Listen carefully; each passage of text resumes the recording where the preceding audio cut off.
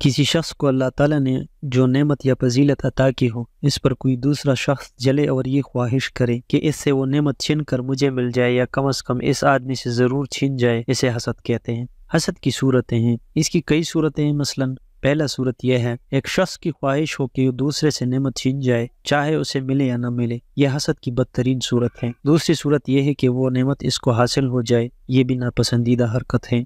हसद की एक सूरत यह है कि किसी शख्स को ये ख्वाहिश हो कि जैसी नेमत दूसरे आदमी को अल्लाह ताला ने दी है, वैसी ही नेमत मुझे भी अता फरमाए। इस सूरत में दूसरों से नेमत छीन जाने की ख्वाहिश नहीं होती। ये सूरत मज़मूम बुरी नहीं, बल्कि इस्लाम में उसे रश्क का नाम दिया गया है। हुजूर सल्लल्लाहु अलैहि वसल्लम का इरशाद है, रश्क सिर्फ दो आदमियों से जायज़ है। एक वो जिसे अल्लाह ताला ने माल दिया हो और वो उसे अल्लाह के हुक्म के मुताबिक खर्च कर रहा हो। दूसरा वो शख्स जिसे अल्लाह ताला ने दानाई अता की हो, जिससे वो फैसले करता हो और इसकी तालीम देता हो। हसद का नुकसान। हसद दिल की बीमारी है। हासिद दूसरों की नेमत से दिल ही दिल में कड़कता रहता है। इस तरह वो मुस्तकिल अजाब की कैफियत में मुब्तला हो जाता है।